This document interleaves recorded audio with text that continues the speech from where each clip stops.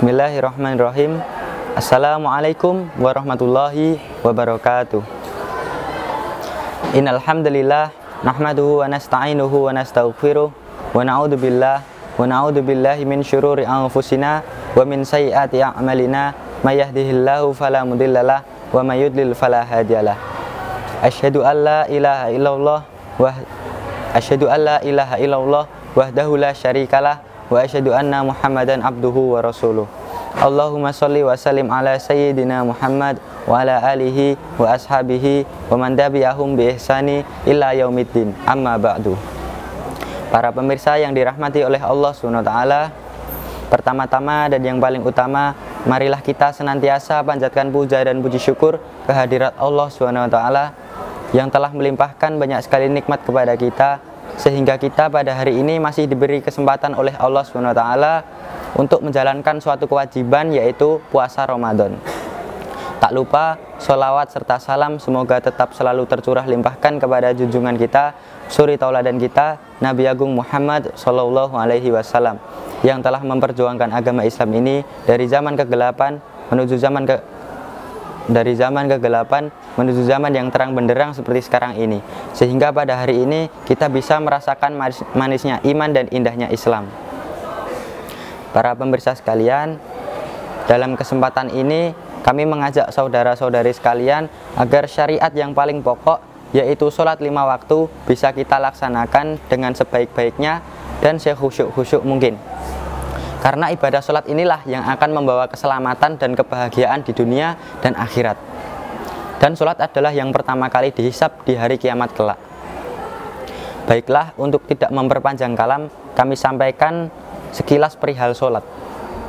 Profesor Dr. Hasbi Asidiki menganjurkan sebaiknya menggunakan istilah sholat, bukan yang lain, karena di dalamnya terkandung tawajuh atau usaha berhadap diri kepada Allah SWT, dan beberapa permohonan atau doa, atau menyampaikan hajat dan memohon ampunan kepada Allah.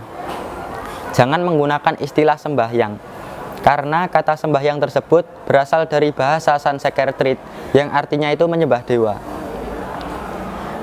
Para pemirsa sekalian, ibadah sholat memang bukanlah pekerjaan yang ringan, karena perintahnya bukan hanya sekedar melaksanakan sholat, tetapi mendirikan sholat, yang berarti kita harus kontinu atau lestari. Dan ini mengandung dua argumentasi. Yang pertama, berdasarkan ayat Al-Quran yang mengancam orang-orang yang melaksanakan sholatnya hanya asal-asalan.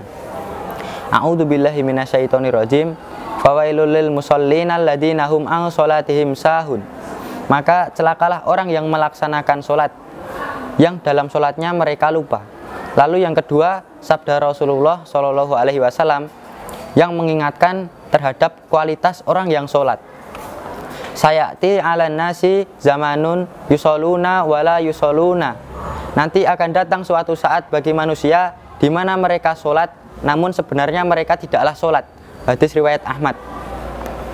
Para pemirsa sekalian, oleh karena itu ketika kita melakukan sholat, hendaklah kita memperhatikan etika, syarat, rukun dan sholat agar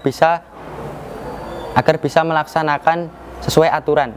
Di samping itu juga ingat akan tujuan sholat, yaitu bisa mencegah perbuatan keji dan mungkar, sehingga akan ada perbedaan orang yang sholat dengan orang yang tidak sholat. Tentu saja usaha ini secara bertahap dan jangan putus asa. Jangan kemudian tinggal gelanggang. Maksudnya karena sholatnya merasa belum baik, sholatnya malah ditinggalkan. Itu adalah kesalahan yang besar. Para pemirsa sekalian, untuk menjalankan sholat dengan sempurna dibutuhkan minimal ada 6 syarat.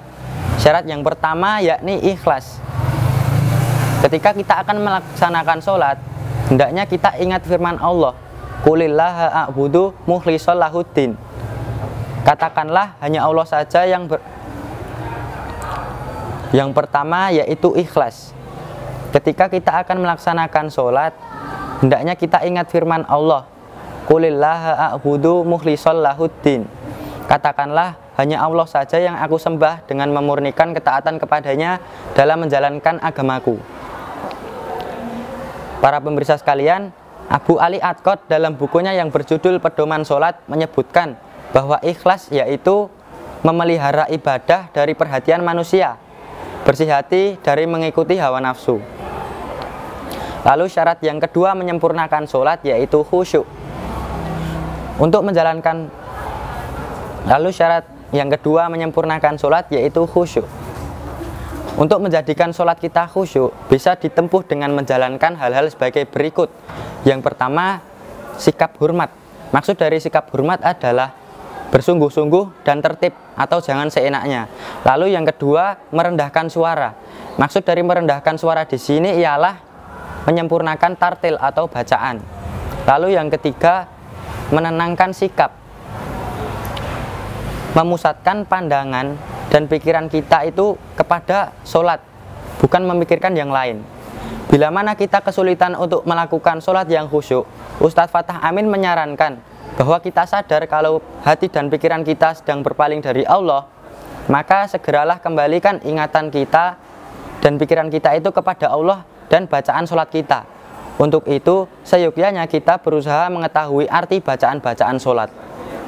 Lalu syarat yang ketiga menyempurnakan sholat adalah itba dan mencontoh sholat Rasulullah Shallallahu Alaihi Wasallam.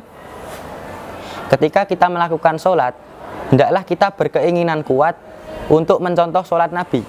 Seperti yang beliau sabdakan, "Shollu kama ra'aitumuni usolli." Sholatlah kalian seperti halnya kalian melihat aku sholat. Lalu syarat yang keempat yaitu ihsan. Ihsan adalah engkau menyembah Allah seolah-olah engkau melihatnya.